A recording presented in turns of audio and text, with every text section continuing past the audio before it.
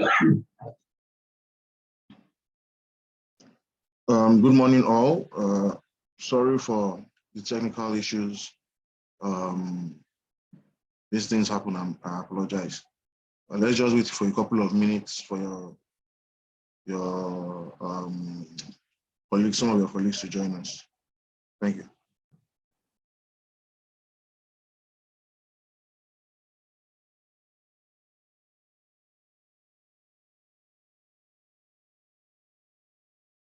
Yeah, please, while we wait, is it possible for you to send me via chat if you can hear me?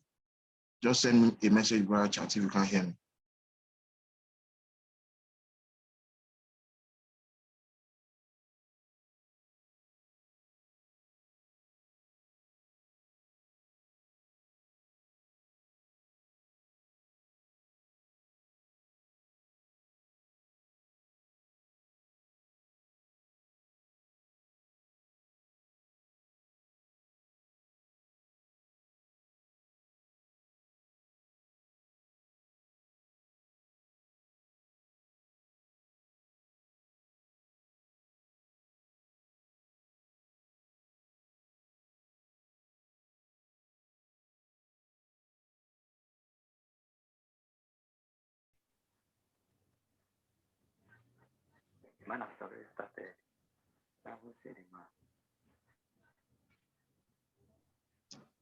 Good morning.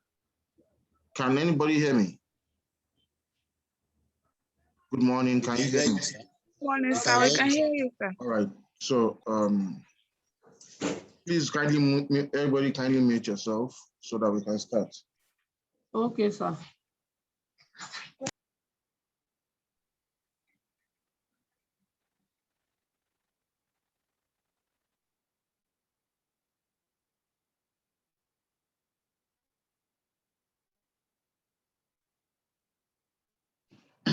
So, good morning once again, ladies and gentlemen. Welcome to marketing class. So for this study session, we'll be looking at study session 3, the scope of marketing. Now, for any marketing campaign, you try to set your objectives. Every marketing campaign must have objectives. The objectives may either be to increase your sales within a short period, or to get more customers, or to increase your output, your production output, or to increase your brand awareness amongst people in your area, your target market. So every marketing campaign has its own marketing objective, but for when setting an objective, you have to make sure that you consider 5 key things. And these 5 key things are what we call the SMART objectives. Number 1 in that acronym SMART is specific. Your objective must be specific. You must know exactly what you are trying to achieve and be able to state it clearly. So for instance, your marketing objective cannot be to increase brand awareness and increase sales at the same time. You have to pick one of the two. Please, as you come in, please mute yourself. Please mute yourself.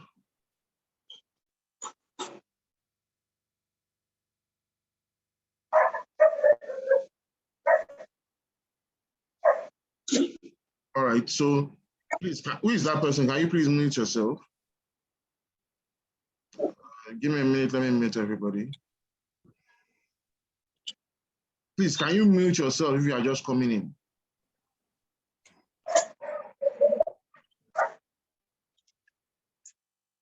All right, so as I was saying, so you can't just, you have to have a specific plan in mind. You have to have a specific goal that you want to achieve. Then your objective must be measurable. That means, please, there's somebody that is not on mute. Can you please? All right, so your objective has to be measurable, which means that you must be able to say that, okay, at this point, I must have met my objective. You can't just say you want to increase your sales. You have to say you want to increase your sales by maybe 30%. So you can know that, okay, my sales before was 100 naira. I want to increase it, was 100 sales. Excuse me, I want to increase it by 30%, meaning that at the end of the day, once I hit sales of 130 sales, then I've been able to meet my objective. Then another thing is that your objective must be achievable. You must be able to achieve it. You can't set a goal that nobody can achieve. It has to be. So if we go back to our example of increasing sales, and you say you want to increase your sales to 130, you can't say you want to increase your sales to 130 if there are only 120 people living in a place where you want to sell. It's not achievable because the people just don't exist. You can also say you want to increase your sales from 100 to 1,000. It's not going to be achievable. All right. So another factor that we consider is that your objective must be realistic. It must be something that is reasonable. You can't be setting objectives that are not reasonable. And then the last one there is that it must be time bound. So what that means is that you must be able to say that this marketing campaign will start today and end in 2 weeks' time. You can't just leave it open-ended. It must end in like 2 weeks. It must end at a certain period. So you must know that, okay, this marketing campaign is going to run between this time and this time. Now, once you are done setting your objectives, you have to plan. The next step is to plan. And the planning has several steps in the processes. The first step there is to, please, can you mute yourself? All right, so the first step in market planning is to analyze the marketing opportunities. You have to look at your market and determine what is available.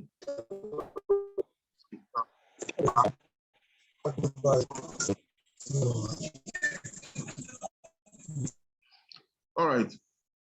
Sorry about that. Some people just entered and didn't mute themselves, but I've taken care of that. Anyway, so you have to look at what the type of market you are in. Is it populous enough to support your product? And then after that, after you're able to analyze the market, you move to researching and selecting target market. So you have to do some research. Your product, who are the people that it's meant for? Is it meant for adults? Is it meant for elderly? Is it meant for small children? So you need to find out, you need to do some research and determine the kind of people that are likely to buy your product. And then the next step is to design your marketing strategy. What do you want what strategy do you want to use? You want to use, well, we will discuss this a little bit further in the course, but we have two different types of strategy. We have the pull strategy and we have the push strategy. So you have to determine which of the two you want to use. We will discuss the pull and push strategies later on in the course. Then the next step is planning your marketing program. What kind of channels do you want to use? Do you want to use TV? Do you want to use radio? Do you want to use billboard? So you have to determine all those kind of things. And then after that, you implement the marketing plan, and then you try to control the marketing efforts to make sure that your message doesn't get lost during the implementation. Now, okay, well, this is a duplication of what we just did. So now, why do we do marketing research? When we said it was the second role in what we said, that you have to do your research and understand the kind of market that you're in and who you want to sell your product to. So the reason why we do marketing research is so that you can have a strategic understanding. You have to understand your customer, you have to understand your product, you have to understand your brand and your customer. Okay, sorry, that's repeated. So you have to understand all these things and know that, okay, my customer is usually, for instance, my customer is usually on Saturdays in DLI. receiving lectures. So if I want to meet my customer and I want to be sure where they will be, let's assume my customers are DLI students. Where is the best place to meet DLI students? You come to DLI, you come and sell in DLI. So you don't go to Yaba Market and hope that you meet some DLI students coming when they are trying to enter bus to school. What about the ones that drive down? You have to consider that. So marketing research provides strategic understanding, and then it also helps you to develop ideas. So you may have, by the time you do your research, you go into the market, you speak to people, you may have ideas that you may be able to develop ideas on how to best improve your product. So you'll be able to say, oh, okay, people didn't like my product being black. Most people preferred it to be white. So let's change the color to white before we take it to the market again.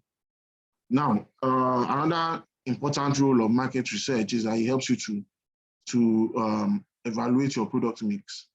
So your product mix involves things like your packaging, the color of the products, and so on and so forth. So you can test it. You can test your product whether everything that you have put in place is proper or not.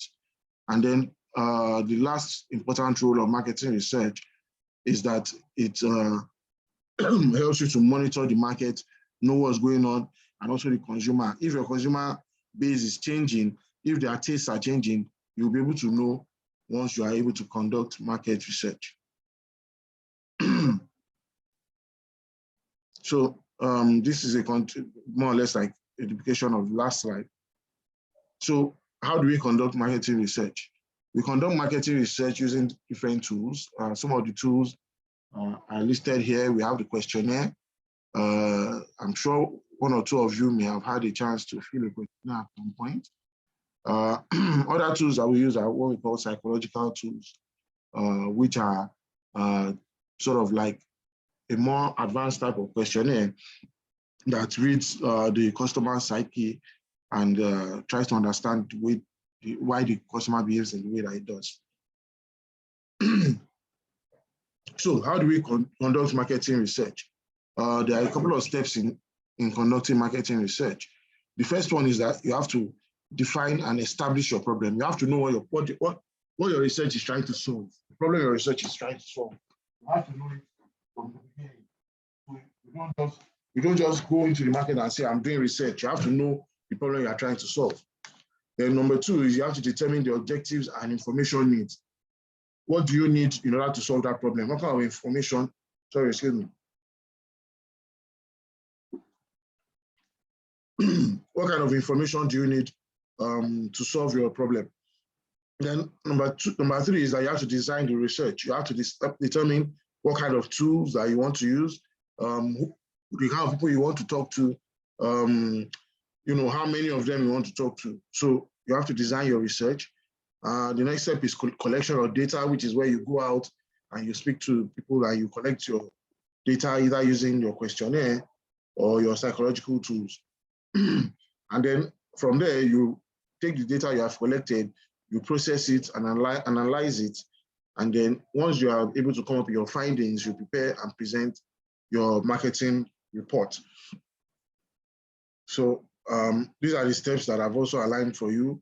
First one, these are the contents of a marketing report. The first one is executive summary, which is just a summary of everything there.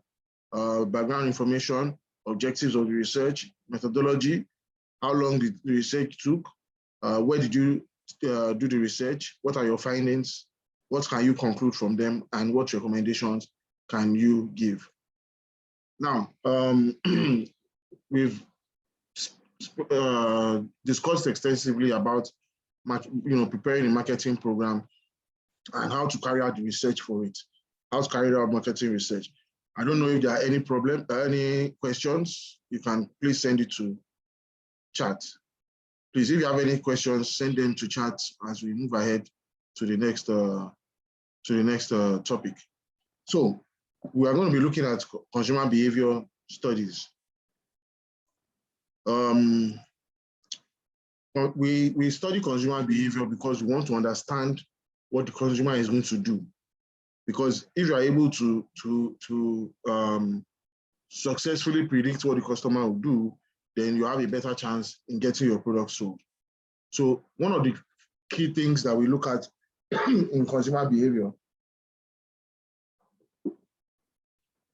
excuse me, is the consumer buying decision process.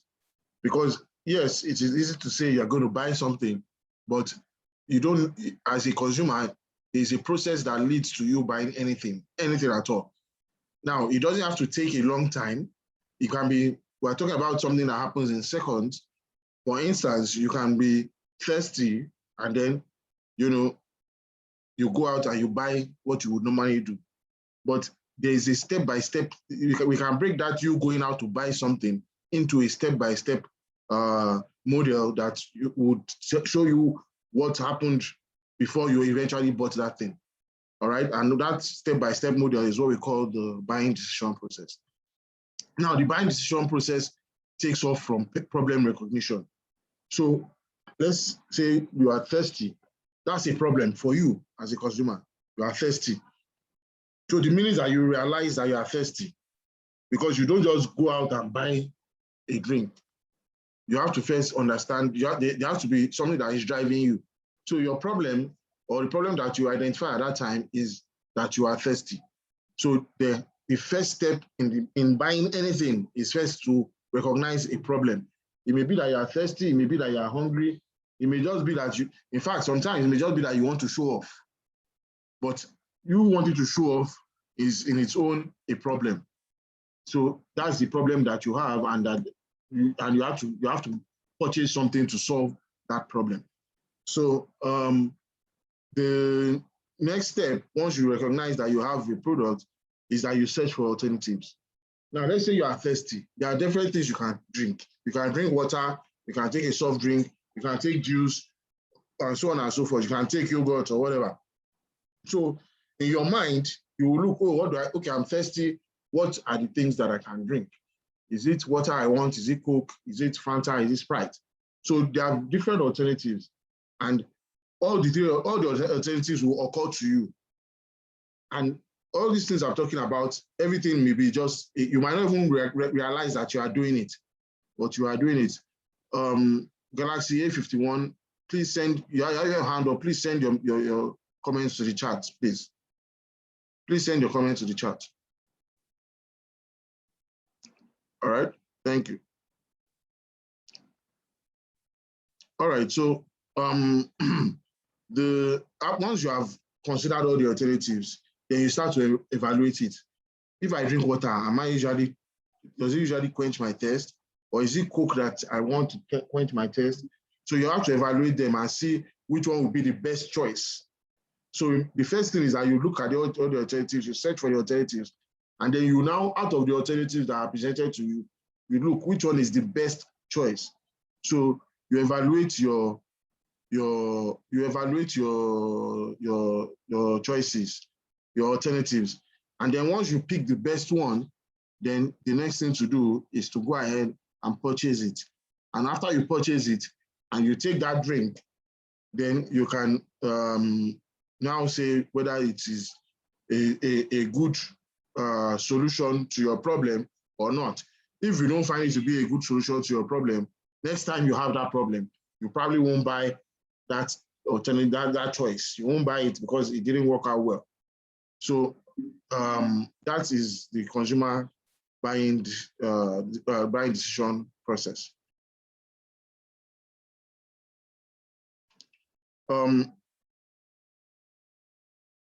Yeah, so I have a question from Samuel Kazim. He says, where does demography fall on? Demography is made up of different things: age, your sex, your marital status, and so on and so forth. So I don't understand that question. But there are different things that your demography is made up of. All right, so now that process that we just decided, that we just described now, there are different factors that would understand, that would explain it, that would affect it. For instance, the first one we have here, price. Even if you know you are thirsty and you know that it is only Coke that solves your problem, you know, you will if you know, I will answer all the questions once I finish. Just send them in. Once I finish the presentation, I'll answer the question. So if you know that it's Coke that will solve your thirst, that will quench your thirst, but at that time you only have, let's say, 20 naira on you, then you know that that's not an alternative that you can pick at that point in time. So, and that also comes to the second one, which is situation at time of purchase. Imagine that you are where, you know, they don't sell Coke at all, but it is Coke that solves that quenches your thirst. But you've gone around, there's nobody that is selling Coke. There's nothing you can do. You will buy whatever they are selling in that area at that point in time. Another factor that influences buying behavior is culture. We know that there are some things that would be culturally acceptable and some things that will not, depending on where you are. For instance, in Dubai, you cannot necessarily buy alcohol out in the open and just go on the streets holding a bottle of alcohol. It's frowned upon because their culture does not support it. Although now I think they started opening up a bit, but I know that back in the days, you couldn't just get alcohol anyhow. You know, you couldn't just, not that you couldn't get it, you couldn't just drink it anywhere you liked, you know, because the culture in that area, they don't support it. Also in the north of Nigeria, in the areas that are ruled by Sharia, you know, it's difficult for you to get alcohol as well. So no matter how much you like alcohol, if in that area, they frown on alcohol, you cannot go and just buy alcohol and do anyhow, all right? Now, the last one there is the reference group. Your reference group reference groups are social groups that human beings belong to. For instance, one of your closest reference groups is your family. Your family, your parents, your nuclear family, your parents, your siblings. That's one of the closest ones that we have, but we have others. We have church, we have religious places of worship, we have school, we have workplace, we have small groups, even WhatsApp groups that you belong to, you understand? So those are all social groups that we as human beings belong to. So those groups can, to a large extent, affect whether you buy something or not. Remember that if you're from a family that you know that is very religious in nature, then something like getting a tattoo on your body may not occur to you because you know that your family will frown at it. You know, so that is how your reference group can affect your buying behavior.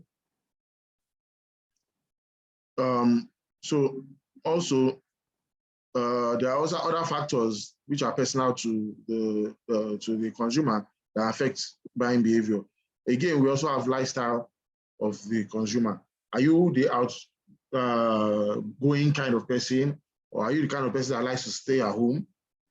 You know, if you are the kind of person that likes to go to clubs and have fun, then there is a certain, when you are buying clothes, the kind of clothes you will tend to buy are clothes that you can wear to the club. You understand? But somebody that likes to sit down at home will buy clothes that are more comfortable, that are not quite so loud. You understand? Also, the age of the consumer or the stage in the consumer's life, the stage of the consumer in the consumer life cycle can also affect, because you know, at a certain age, there are some things that you would be interested in buying. Also, you can look at it that babies, for instance, babies are more interested, products for babies, you know, are more along the line of things like diapers, baby food, milk, baby milk, and all that. So, which as they grow older, they grow out of, and they don't buy those kind of things anymore. The last thing that may affect behavior is the person's personality. So the person, no two people have the same personality. There must always be something different.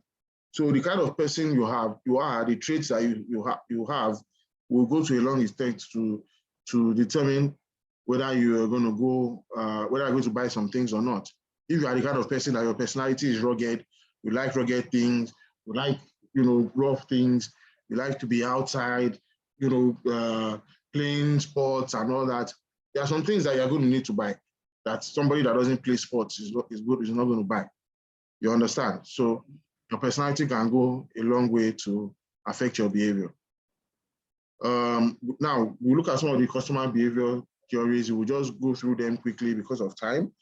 The first one we will look at is the Marshallian model of consumer behavior. And the Marshallian model is based on economics. And it's saying that most human beings are rational. And when presented with a choice of two products, most people will buy the one that is most useful or the one that they will get the most satisfaction from. So that's an economic theory.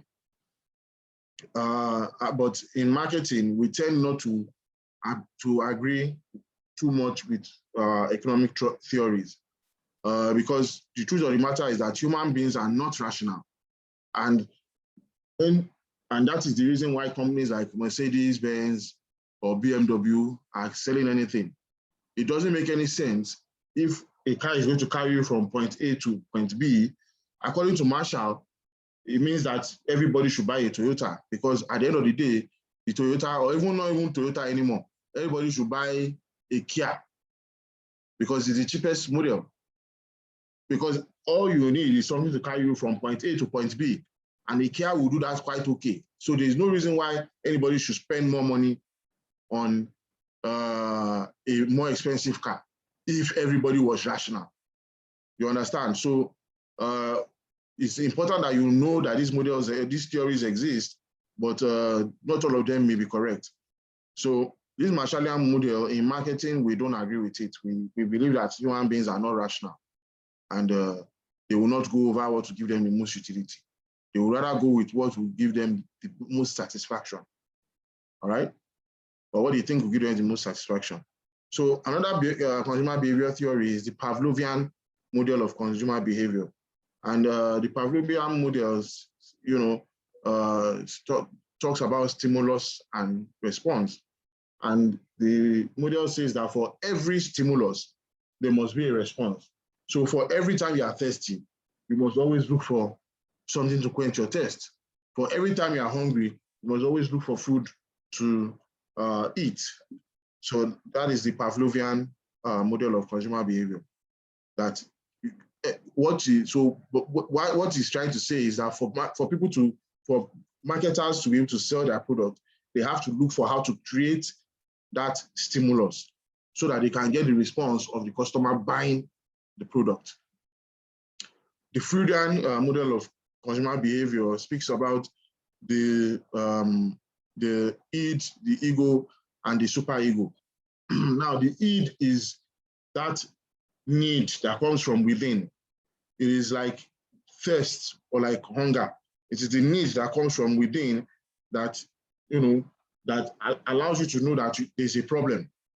There's something that, when you have thirst, you know that thirst is a problem. You know that you have to find a way to quench that thirst. But when you have hunger, hunger is a problem. You have to find a way to quench that thirst, that hunger.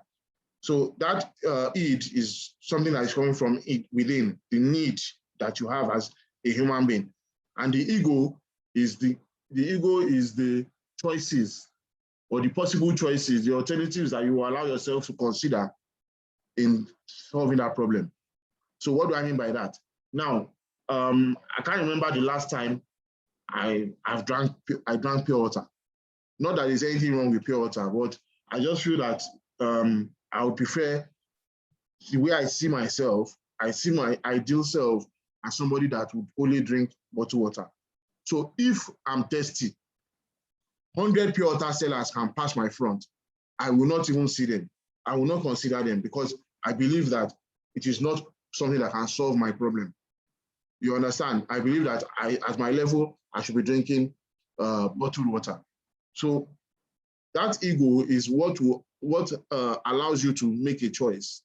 You understand? It is your self-concept of yourself, what you think about yourself and what you think you should be doing and what you shouldn't be doing. You understand? And then the super ego is that societal pressure that makes sure that while you are considering those alternatives, while you are thinking, oh, it's either bottled water or Coke or Sprite, that you don't achieve that, you don't buy that thing in a criminal way or in a way that society will frown upon. So that super ego is what keeps us in check, that makes sure that we don't do what the society will frown upon. For instance, you know, there are some things that you might want to buy. Let's assume that you are in the supermarket now and you want to buy some beer, and then your pastor walks in. You won't just carry that beer with your mind and just still go and pay for the beer in front of your pastor. You want to, you know, look and maybe just stroll around in the supermarket and wait for the pastor to buy what you want to buy and go before you now take your beer to the counter. So once that thing that makes you not go ahead and just do it anyhow is what we call the super ego. Now, after we have looked at the consumer behavior theories, those theories are what will help us to segment the market. You understand? So knowing that your response, your stimulus, for instance, the Pavlovian model that talks about stimulus and cue. If you know the kind of stimulus that you are able to create, it will, in a long way, you will know that, okay, this stimulus can only be applied to this certain group of people. And that's what we call marketing segmentation.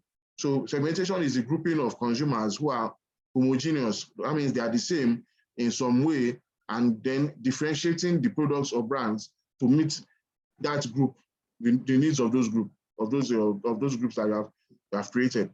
So, for instance, if you were selling bottled water now, you know that there's a certain, you can't just take your bottled water and take it to Ajegule and go and say you want to go and start selling bottled water in Ajegule. You'll just be looking at you that what's wrong with pure water that we cannot drink. You understand? So you are better off marketing that kind of product in places where there's a bit more disposable income and people can afford to drink bottled water. All right. So the reasons for segmentation is it creates ease in meeting market needs. So if you are able to segment properly, then you know, by the time you have done your proper segmentation, then you are able to know that this is where the people want to market to. This is where they will probably be at this time of the day. So it's easier for you to meet their needs because you can go directly to them. Another reason for segmentation is that it provides increased testing of your product. Because you're able to know exactly where your people are, you can easily go to them and ask them, okay, this product, is it good like this? Is it not good like this? It helps you to adjust your quality. And then once you're able to meet the needs of the people that actually need it, then it also aids loyalty. Another reason for segmentation is cost-effective advertising. Because you know where your people are, then you can use channels that you can use channels that you can easily get to them and advertise to them. So it's cheaper for you to advertise because you know where to meet them. Then it helps you to beat competition because you know that these are your customers. If your competition has not been able to segment as well as you have, then you will be able to beat your competition because he doesn't have the information that you have. And then the last reason is that it helps you to identify unmet needs. So by the time you are going out and you are trying to talk to people, then somebody can say, yes, so this product is nice, but I would have preferred this kind of product. So you can quickly go back to the market, and then you can quickly go back to your drawing board, quickly develop that product, and then serve it to that market segment. And there are some bases that we use for segmentation. We use things like demographics. Somebody asked a question about demographics the other time. Demographics are, personal factors of the consumer: his age, his religion, his marital status, his employment level, his educational level, his sex, and so on and so forth. So all those factors that are common to that person are the demographics of that person.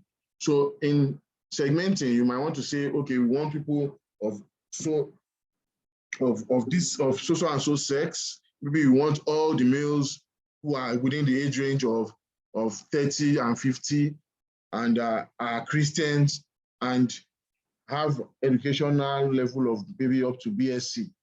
So you see that you have been able to describe your ideal customer based on their demographics. Another thing that we use for the segmentation is physical needs. Now, physical needs such as whether the person, like for instance, female people, women would require sanitary pads and men will not require it. So imagine if you were going to a male, maybe a male-dominated office to market sanitary towels. It doesn't make any sense. You understand? You are better off going to where you meet more females or where you're able to access more females in order to do that kind of thing. Another basis of segmentation is lifestyle. Is the person an extrovert or is he an introvert? Is he the kind of person that likes to travel a lot or the kind of person that likes to stay at home, that doesn't like to travel at all? So if your product is for people who are traveling, for instance, let's say you are selling a travel pillow, then you know that your customer is this person that likes to travel a lot.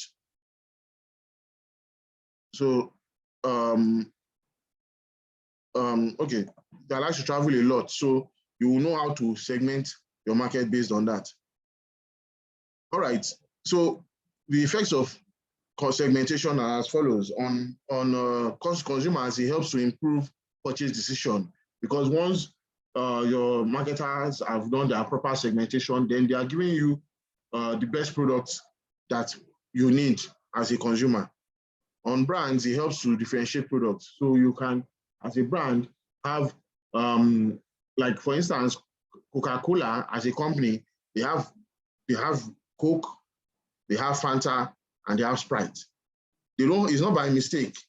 They are targeting different people. You understand? And they know the people that they are targeting, and they are able to plan effectively for such people. And then on the marketer, segmentation helps to focus your market planning. Once you're able to segment properly, you know how to plan properly, which channels you should use for your marketing, and so on and so forth. So that brings us to the end of this presentation. So I will now look at some of the questions that you have asked on the chat, and I will respond to them. All right. So Chibuke asked that, can we shed more light on executive summary? Yeah, executive summary is just a summary. It's nothing different. We just use the word executive because we are most likely presenting your marketing research to the executives of your company. You understand? That's how we call it executive summary. So what you try to do in an executive summary is that you try to present everything you did so that the person can see it on one page. So you try to summarize it as much as possible. Everything you have done, you summarize it onto one page so that your executive, who may not have all the time to go and be reading everything, once he just looks at that first page, is able to, take a decision instantly. So that's what we call executive summary. Please, if you have any questions, please send them to the chat. I'll be taking them one by one. We still have about 15 minutes left for the end of the class. So yes, Chidi and Adibe say that reference group and culture have some similarities. Yes, they have similarities in that, they have similarities in that most of your reference groups will most likely reside within your cultural group. Most of them would probably be in the same area where you live, and so they would probably have the same culture. But on the other hand, there are some reference groups that you have that are outside your cultural confines. For instance, we are in a reference group right now. We are in a reference group of a classroom, and there's a certain way you are supposed to behave in this classroom. When you come in, you are supposed to mute yourself. You understand? So anybody that comes in and doesn't mute himself is frowned upon. You understand? So, but this reference group is not cultural. We have Yorubas here, we have Igbos here, and I want to believe we have some Northerners, we have some Ijaw people. So there's nothing cultural about it, but it's a reference group. So I don't know if I'm able to show you the difference. Your reference group is any group that you, any social group that you belong to. And your culture is part of your reference group, you know, because it's a social group that you belong to. But you can also have other groups that you belong to that are not within your culture. All right. So you said according to Lucky Imen says, according to consumer behavior theory, are we saying that when it comes to goods that consumers really do not have choices? No, you have choices. That's you didn't you know well, I'm speaking from the point of view of the marketer. The consumers have choices, but you as the marketer, you don't have any choice. You only have one product. So you have to find a way to create that stimulus, to create that need, that innate need for your product. Because why? The consumer has so many choices, but you have to make sure that that consumer chooses your own. You understand? You have to make sure he chooses your own. It's as simple as that. Madusin said, what about Obisian model? So because of time, I didn't want to go into all the models, but the models are in your module, so in your course material, so you can read about them. There are too many. We can't go into all of them. There are too many. Even in the course materials, we only give you a few of them. There are so many. So Aremu said, rationality under Marshallian theory says opting for a thing in as much as you can serve you. In other discipline, rationality simply means thinking that human beings are thinking animals. But in marketing, you are saying that when we opt for one thing, for a thing we don't have the right to think. Because I believe we have a series of products, then we should be able to think about which one. Okay, no, rationality is not the ability to think. Rationality is not the ability to think. If I understand your question well, you are saying that, by me saying that human beings are not rational means that you don't think. No, rationality is not the ability to think. Rationality is the ability to think in a certain way, in a way that is considered right. You understand? That's the difference between rationality and irrationality. The person that is irrational is said to be thinking in a way that is not right. And I would say that in saying that in marketing, when we talk about rationality, we are saying that the person is easy to predict. It is easy to predict that anytime that you are thirsty, you will drink Coke. But in real life, it's not easy to predict. So it's not rational. You understand? So yes, everybody has the right to think, but rational thinking is saying that you must think in a certain way, in a way that is right. But if everybody thought in a way that is right, luxury products will not sell. Because does it make any sense? A Mercedes-Benz E-Class today costs about 45 million. Meanwhile, you can buy a car for as little as 2.5 million. So rationally speaking, they are going to deliver the same utility. If we are going to listen to Marshall, they are going to deliver the same utility. They are both going to carry you from point A to point B. So rationally speaking, everybody should buy a car, but it doesn't happen that way. All right, so Charity says, sir, please, can you explain more on id? Okay, so the id is, like I said, is what helps you to recognize the product, the problem. It is that is innate to us as human beings. You understand? Everybody has it. You always know when you're hungry. You always know when you're thirsty. You always know when you want new clothes. You always know when you want new shoes. You always know. It's something that is instinctive. So it's that instinct that every human being possesses that we call id. All right, so let's go on. All right, so Temitope Oguntubo says we should shed more light on designing marketing strategies. Yeah, I told you that we will discuss pull and push strategies. We'll discuss it later on in the course, so let's wait till then. Chichi Adibe says, your family group, are they classified as a reference group? If yes, can they be cultural too? Oh yes, I mentioned family as your most important, your closest family reference group. So family is your closest reference group. And of course, it's cultural. If you are Igbo, you are Igbo. You can't come from a family of Igbo people and you are Yoruba. You understand? So, yeah. All right. So, Charity, secondly, is it right to say that super ego are products we are not proud to buy in front of? No, the super ego are not products. It is, that entire theory is based on human beings' instincts. You understand? It's based on human beings' instincts, your personality. So the id is what helps you to recognize that it is time to buy a new shoe. Some people will wear the same shoe for 50 years and they will not think that there's any need to change it. But there are some people, based on their personality, that will see after they've worn the shoe for 1 month, they'll say, it's time to buy another one. So it's your instinct, it's your personality as a person. So the super ego is now that is now the instincts that makes you not to embarrass yourself while you are buying something, while you are making a purchase. It's that instinct that makes you buy a purchase that will not embarrass you, or that will make you conform to societal views about what is right. So it's an instinct, it's not a product. All right.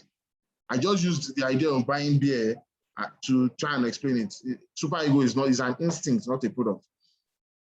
Okay, so Lucky says, please throw more light on production mix evaluation. Okay, so what you are doing with your product mix is, let's say you have a bottle of water, for instance, a bottle of water. Your product mix is made up of the bottle itself, the wrapper that you print your logo on, and the cover. That is what makes up the product. And then the water inside it. That is what makes up the product. So if you want to evaluate your product, you will take it out to consumers and you ask them, what do you think about this product? And they will say, oh, I don't like the color of your logo. And if you go out and many people say, I don't like the color of your logo, what do? You go back to your drawing board and change the color of your logo, because you are trying to satisfy people. You are not going to buy the product for yourself. So you evaluate it based on what people are saying and then make changes as required. You understand? So that's your product mix evaluation. Excuse me. All right, so Tajuddin says, okay, I will just explain super ego. All right. All right, so if there are no other questions, Abdulaziz says you should lower the pace at which you take this course to give enough room for explanation. Well, sadly, things are the way they are. I would ordinarily come to your class and spend 2 hours, but now I'm constrained to spend 1 hour. There's nothing I can do about it.